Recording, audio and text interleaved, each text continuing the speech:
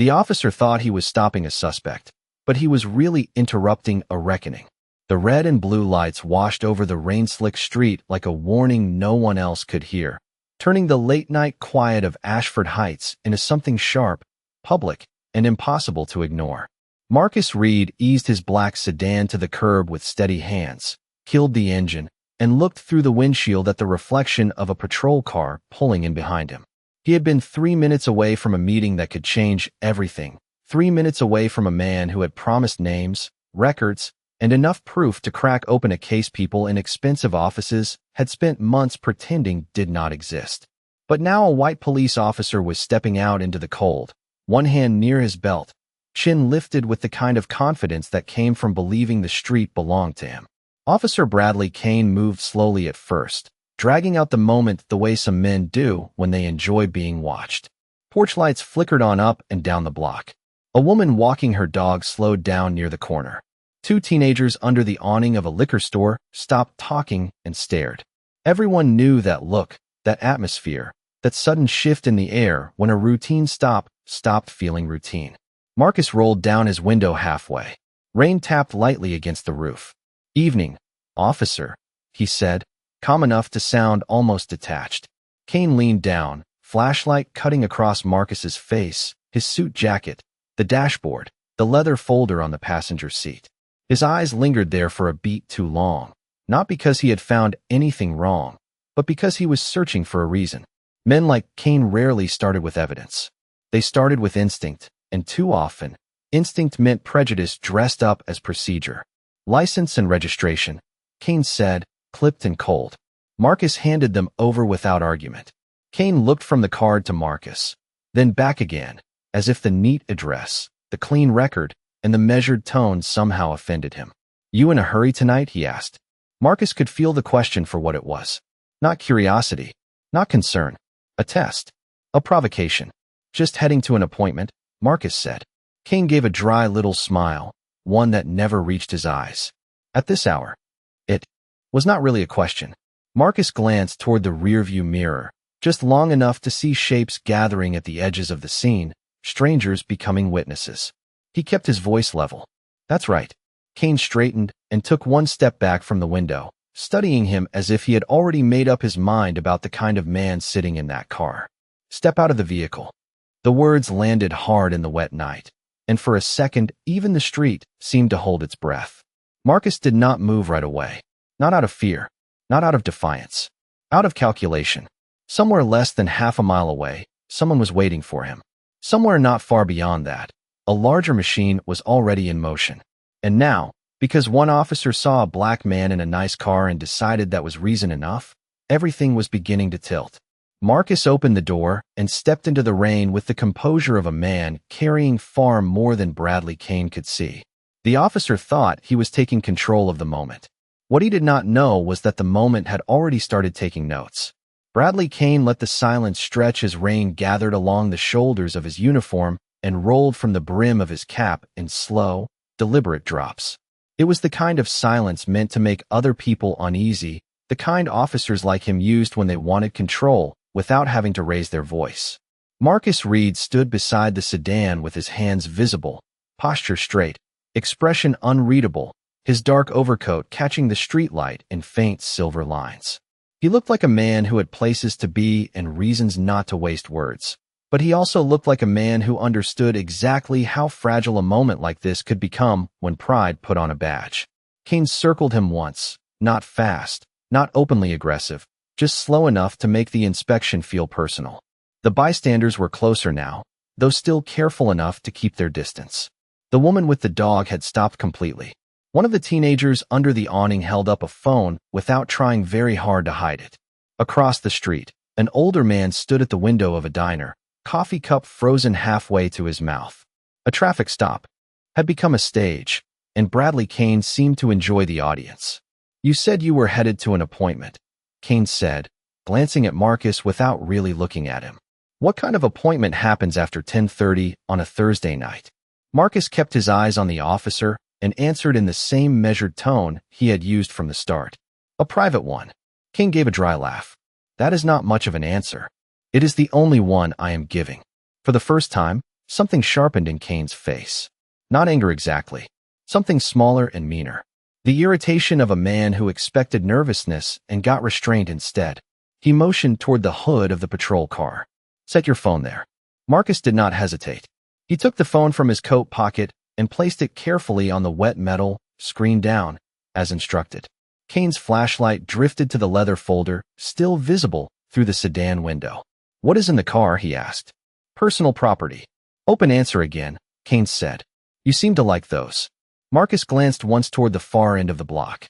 A black sport utility vehicle had just turned the corner and slowed for half a second before moving on. Most people would not have noticed it. Marcus did. His face did not change, but something in his stillness deepened, as if another clock had just started ticking behind his eyes. Officer, he said quietly, I would appreciate it if we handled this efficiently. Kane stepped closer.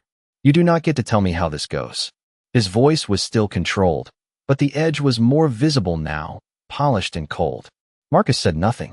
That seemed to bother Kane even more than defiance would have. Some men need resistance because they know how to fight it. Calm forces them to confront themselves.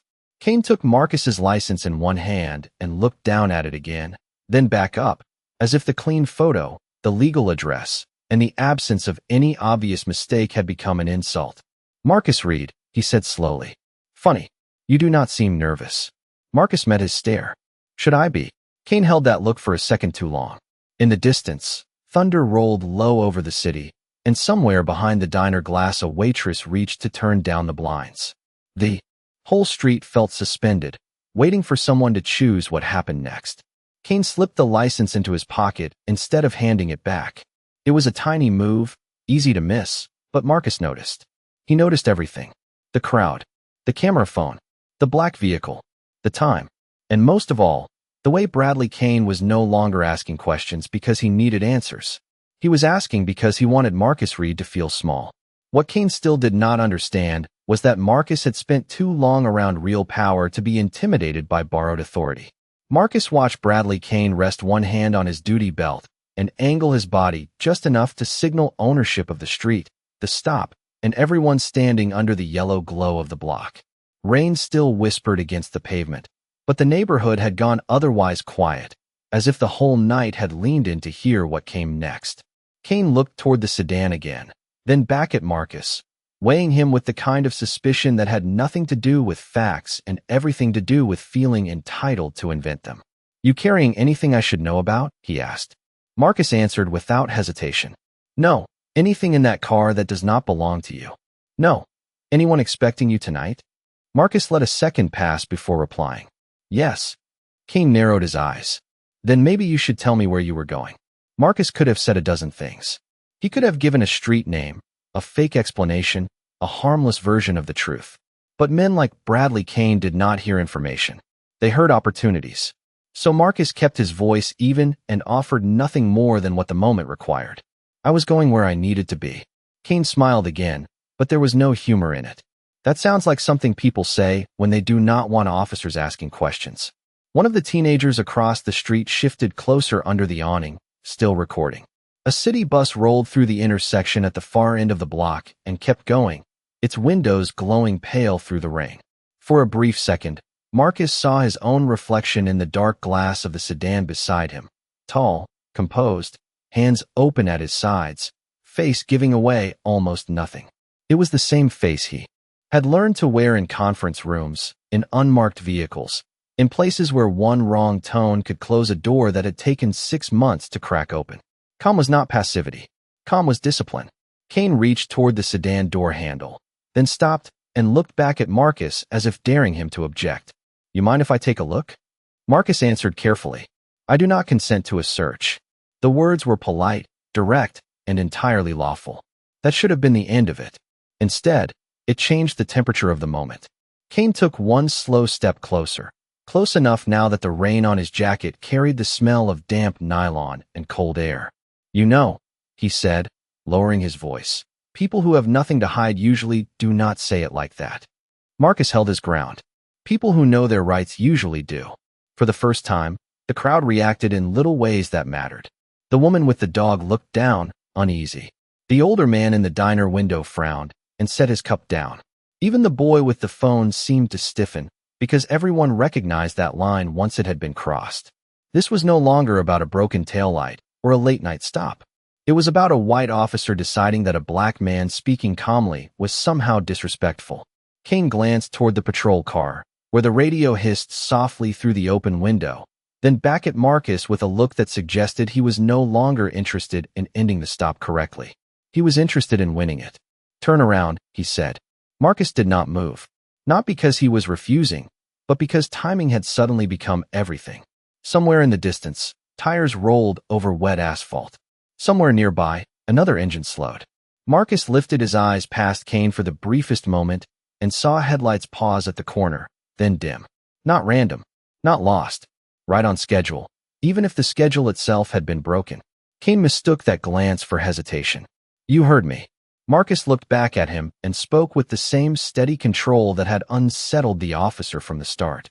"I heard you."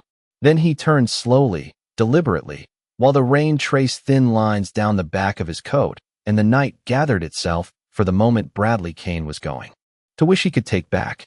Bradley Kane positioned Marcus Reed beside the patrol car with the slow certainty of a man who believed procedure could hide intention. The rain had softened to a fine mist now, hanging in the glow of the streetlights like dust caught in amber, and the whole block seemed suspended between curiosity and dread. Marcus kept his hands where they could be seen, shoulders squared, breathing level, while Kane made a performance out of every movement. He checked Marcus's pockets with exaggerated patience, asked the same questions in slightly different forms, and kept glancing toward the small crowd as though their presence mattered more to him than the truth. It was not enough for men like Kane to have authority. They needed an audience to witness it. "You drive through this neighborhood often?" he asked. Marcus answered without turning his head. "When I need to." "That is not what I asked." "It is the answer I am giving." Kane let out a short breath through his nose, almost a laugh, but there was no amusement in it, only annoyance. The kind that grows when someone refuses to play the role assigned to them. He moved to the driver's side window, angled his flashlight through the glass again, and stared at the leather folder on the passenger seat.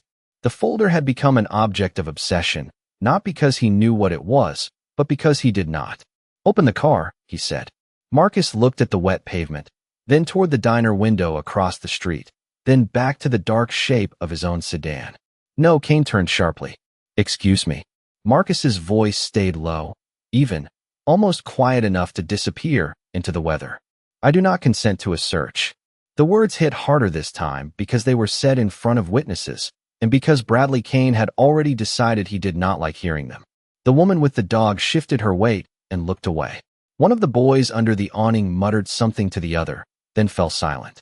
Even from across the street, the older man in the diner seemed to understand that this was no longer about law. It was about ego. Kane stepped closer until only a foot or two separated them. "You think using legal language is going to help you out here?" Marcus met his eyes. "I think clear language prevents confusion." That answer landed exactly where it should have. Kane's jaw tightened. He took Marcus's phone from the hood of the patrol car, looked at it for a second, then set it farther away as if to remind him who controlled access to time, to movement, to the outside world. It was a subtle thing, but not accidental. Every delay mattered now. Marcus knew that. He also knew the source he had been heading to would not wait forever. Somewhere beyond the line of parked cars and shuttered storefronts, a window of opportunity was narrowing by the minute. But Marcus did not show urgency. He had learned long ago that urgency invited pressure, and pressure gave men like Kane exactly what they wanted.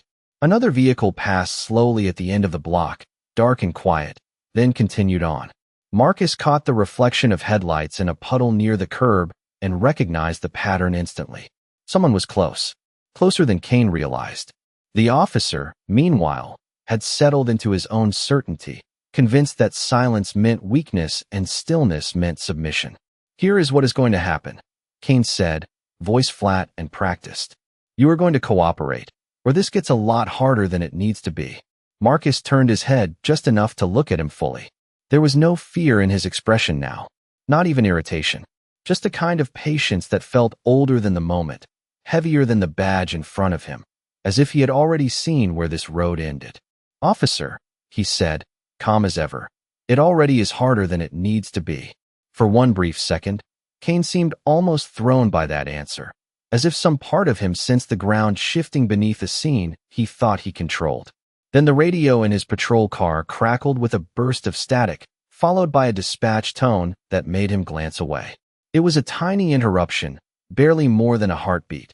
But in that heartbeat, Marcus noticed something Kane did not. At the far corner, under the weak wash of a blinking traffic signal, a black sport utility vehicle had come to a complete stop. The crackle from the patrol car radio faded into the wet night, but the tension it left behind did not. Bradley Kane glanced toward the open window of his cruiser, heard the dispatcher repeat a routine update from another part of the district, and turned back with the look of a man irritated that the world had briefly interrupted his performance. Marcus Reed remained where he was, rain gathering along the collar of his coat, his face composed in that same steady calm that had bothered Kane from the first minute of the stop. Across the street, the older man in the diner pulled the blind down another inch, but he did not step away. The two teenagers stayed under the awning, shoulder to shoulder now, phones low but ready. Even the woman with the dog had not left. People always said they did not want trouble, yet somehow they could sense when they were standing near a moment that would matter later. Kane walked back to Marcus with a different energy now, less curious, more determined, as if he had finally accepted that he was not going to get fear from this man and had decided he would settle for obedience instead. "You are making this a lot more complicated than it needs to be," he said. Marcus looked at him evenly. "I am standing still, answering what I choose to answer, and asking for nothing except clarity." Kane gave a thin smile. That is one way to describe it. He reached into his pocket, pulled out Marcus's driver's license again, and stared at it under the patrol car light. "Nice address," he said. "Nice car. Nice clothes. You expect me to believe none of this raises questions?" Marcus let that hang in the air for a second. "Questions are not the problem." Kane lifted his eyes. "Then what is?" Marcus answered in a quiet voice that somehow carried farther than Kane's. "What you do after you ask them." That line landed differently. It shifted the mood on the sidewalk because even the strangers watching could hear the truth in it. Kane heard it too, and he did not like it. He stepped away from Marcus and went to the sedan once more, peering through the glass with the flashlight beam cutting over the steering wheel, the center console, the leather folder on the passenger seat, and the slim paper cup in the holder. It was a plain coffee cup from a gas station 2 exits over, the kind no one notices. But on the side, smudged slightly by rain and fingerprints, was a blue ink mark in the shape of a small circle with a line through it. Meaningless to almost anyone. Not meaningless to Marcus. It was the sign his source had been told to use if the meeting place was still secure. Kane had no idea what he was looking at. Marcus did, and for the first time all night he felt the true cost of this delay. Somewhere a man who had finally decided to talk was checking his watch, losing faith, preparing to disappear. Kane turned back. "Who are you meeting?" Marcus did not answer. "What is in the folder?" Marcus remained silent. Kane came closer again. "Let me help you out. Right now, you look like a man driving around after dark with something to hide." Marcus lifted his chin slightly, not in arrogance, but in refusal to shrink. "Right now," he said, "I look like a man being kept from where he needs to be." Kane's expression hardened. "That sounds important." Marcus held his gaze. "It is." At the far corner, the black sport utility vehicle remained still for 3 seconds longer than any normal driver would wait at an empty light, then turned slowly onto the block. No siren, no marked unit, just dark windows and deliberate movement. Marcus saw it approach in the reflection of the patrol car door. Kane did not. He was too focused on winning a contest he had invented. The vehicle passed the diner, then the liquor store, then eased forward another 30 feet before settling quietly against the curb. The engine stayed on. One silhouette sat in the driver's seat, another in the passenger side. Neither moved yet. Marcus drew one measured breath and said nothing. Kane mistook that silence for pressure finally taking effect. "That is better," he said. "Now we are getting somewhere." But the truth was they were not getting somewhere. They were arriving somewhere. And Bradley Kane still had no idea that the people now watching from inside that dark vehicle were not confused witnesses or curious neighbors. They were there because Marcus Reed had never truly been alone on this street. Marcus Reed did not look toward the dark sport utility vehicle again, not because he had missed it, but because training had taught him that the most dangerous moment in any Operation was not the approach. It was the recognition. The instant one side realized the other side mattered. So he kept his eyes on Bradley Kane and let the rain, the lights, and the gathering silence do their work. Kane was talking again, filling the block with that measured official tone men used when they wanted their version of events to sound reasonable before anyone else had a chance to speak. "Last opportunity," he said. "Tell me what is in the folder and where you were headed." Marcus could hear the impatience under the words now, the strain of a man who had expected compliance, then nervousness, then apology, and had received none of the three. "I already told you," Marcus said. "I was going where I needed to be." Kane tilted his head, studying him as though the answer itself were disrespect. "You keep repeating that like it means something." Marcus held his gaze. "It does." For a second the officer seemed to consider pushing harder, pressing louder, making the stop bigger simply because his authority had not produced the effect he wanted. But then his eyes flicked past Marcus's shoulder toward the newly arrived vehicle at the curb. It was subtle, barely a glance. Yet Marcus saw the change at once. Kane had noticed. Not understood. Not yet. But noticed. The engine of the sport utility vehicle remained on, low and steady, and its headlights cast a pale stripe across the wet street.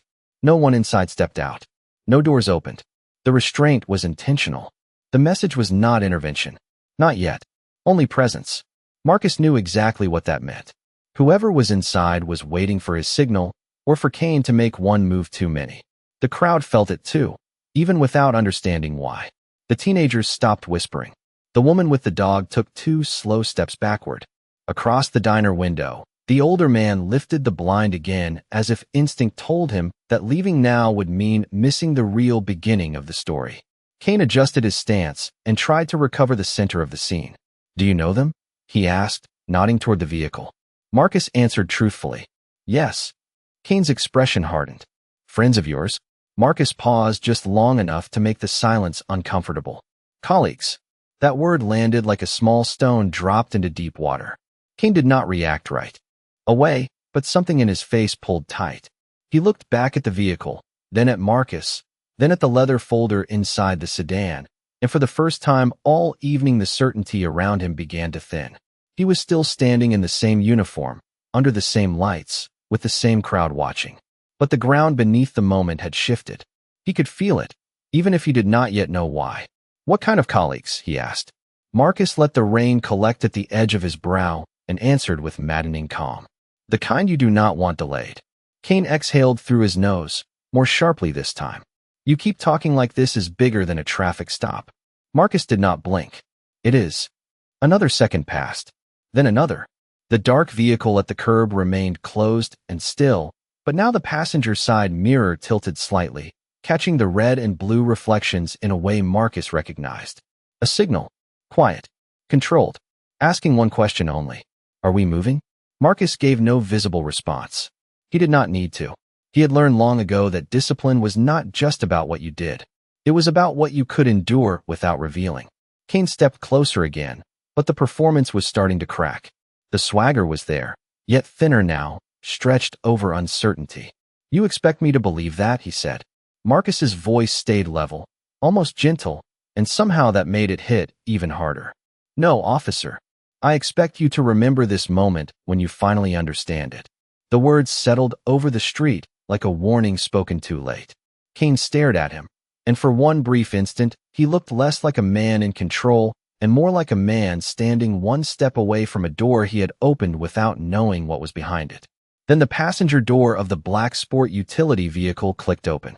The passenger door opened with none of the urgency Bradley Kane had spent the last 20 minutes trying to manufacture. A tall woman in a dark coat stepped out first, steady and composed. Her posture so precise it made the whole street seem to straighten around her. She did not rush. She did not raise her voice. She simply closed the door behind her and looked once at Marcus Reed, then once at Bradley Kane, as if she already understood everything she needed to know. A second later, the driver stepped out too, broad-shouldered, clean-cut, wearing the kind of neutral clothes that told ordinary people nothing and told the right people everything. No uniforms, no flashing insignia, just the unmistakable gravity of people who did not need to prove authority because they carried it naturally. Kane's expression shifted, almost too fast to catch. It was still guarded, still defensive, but no longer certain. He looked from the two newcomers to Marcus and back again, recalculating the scene he had believed belonged entirely to him. "Sir," the woman said, her voice calm, professional, and clear enough for everyone on the sidewalk to hear. "Step away from him." Kane did not move at first. He straightened instead, pulling himself taller inside the uniform. As if posture alone could recover the ground he felt slipping beneath him. "And you are?" he asked. The woman reached into her coat and produced a credential wallet with one smooth motion, opening it only long enough for the gold and blue to catch the patrol lights. "Special Agent Elena Brooks," she said. Then she turned her head slightly toward the man beside her. "Supervisory Agent Daniel Mercer." Mercer gave a single nod, nothing more. He did not need more. Kane looked at the credentials, then at Marcus, then back at the two agents with the face of a man trying to decide whether disbelief could still protect him. "What is this?" he asked. Marcus answered before either agent did. His voice was quiet, controlled, and somehow heavier now that he no longer had to hide behind silence. "This is the point where you realize you stopped the wrong man." The words landed clean. No threat, no anger, just fact. Kane's jaw tightened. "You could have identified yourself earlier." Marcus turned toward him fully for the first time since the stop began, rain shining across the shoulders of his coat. "I should not have needed to." The silence after that was different from every silence that had come before. It no longer belonged to Kane. It belonged to the truth settling into place in front of strangers, in front of witnesses, in front of the officer who had mistaken calm for weakness and dignity for attitude. Elena Brooks stepped closer, not confrontational, just exact. "Marcus Reed is attached to an active federal investigation," she said. "You have delayed, obstructed, and publicly escalated contact with him during a protected operation." Kane blinked once, and for the first time all night there was something unmistakable in his face. Not anger, not authority, fear of consequence. He looked at Marcus's sedan, the leather folder, the unmarked vehicle, the people watching from the sidewalk and the diner window, and then back at the man he had kept under the rain as if humiliation were a tool of law. "Why was I not informed?" Kane asked, but even he seemed to hear how small that question sounded. Mercer answered in a voice so level it felt almost cold. "Because local notification was restricted." Kane understood enough to stop speaking. That single sentence told him more than the badge had. It told him this case was sensitive. It told him trust had been limited. And worst of all, it told him he had inserted himself into something larger than his rank, his patrol zone, and his assumptions. Marcus reached into the inside pocket of his coat slowly, carefully, and produced his own credential wallet at last. He opened it with practiced ease, holding it where Kane could see. The seal glinted under red and blue light. "Federal Bureau of Investigation. Special Agent Marcus Reed." The woman with the dog lowered her hand to her mouth. One of the teenagers whispered something that disappeared into the mist. Across the street, the older man in the diner leaned all the way forward, as if he needed to be sure his eyes were not deceiving him. Marcus closed the wallet and slipped it back into his coat. Then he looked at Bradley Kane with the same calm he had held from the first second of the stop and said, "You saw a black man in a good car at the wrong hour and decided that was enough. Now you get to live with what that decision cost." For a moment Bradley Kane said nothing at all. The rain kept falling in a fine silver drift, tracing the edges of his uniform and darkening the pavement around his boots, but the street no longer felt like his. The red and blue reflections still flashed across the diner window, across the parked cars, across the faces of the people who had stopped to watch, yet everything essential had changed. A few minutes earlier he had been the center of the scene, the man with the badge, the questions, and the power to delay another person's life simply because he felt like it. Now he stood inside the same lights looking suddenly smaller, as if the uniform had lost some hidden weight the second Marcus Reed's credentials came into view. Elena Brooks did not waste the silence.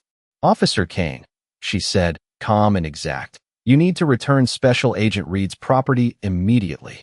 Kane reached into his pocket and produced the driver's license he had held onto for far too long. Then he looked toward the hood of the patrol car, where Marcus's phone still sat in a thin sheen of rainwater, and moved to retrieve it. His motions were slower now, stripped of performance, watched from every angle by witnesses he had stopped noticing until it was too late. Marcus accepted both items without a word. He checked the phone screen once, saw the missed call notification he had expected, and slipped it back into his coat. That one glance told him the window had narrowed but had not fully closed. The source was still in play. Barely. Daniel Mercer stepped forward just enough to make it clear that the night had moved beyond local control. You are going to document the initial reason for the stop, every instruction given, every delay imposed, and every attempt to search without consent, he said. Kane looked at him, then at Marcus, then briefly at the gathering crowd. I had probable cause to initiate contact, he said, but even his own voice sounded thinner now, less like certainty and more like rehearsal. Mercer did not raise his tone. Initiating contact is not the issue anymore. Elena Brooks took out her phone and began recording details with the kind of efficiency that made excuses feel childish before they were even spoken. Time of stop, duration, statements made, witnesses present, visible attempts to expand the stop beyond its lawful scope. The woman with the dog lowered her leash hand and looked from one face to another, as if realizing she had accidentally remained for the exact moment when memory turned into evidence. One of the teenagers stepped forward half a pace and said, almost timidly, I got most of it on video. Elena turned toward him. Please stay where you are for a moment, sir. No. One had to shout. No one had to threaten. That was the part Kane seemed least prepared for. He had built the whole encounter around the assumption that force, pressure, and confidence would carry the night in his favor. Instead, the correction arriving now was quiet, organized, and impossible to argue with. Marcus looked at his watch for the first time since stepping out into the ring. It was a small movement, but it carried the weight of everything that had been interrupted. He turned to Elena. Do we still have him? She checked her own phone, listened for a beat through the earpiece tucked beneath her hair, and gave a short nod. He moved the meet 2 blocks west. He is nervous, but he is waiting. Marcus exhaled once, controlled and low, the first real sign that the stop had cost more than dignity. It had nearly cost an entire case. Kane heard that exchange and seemed to understand another layer of what he had done.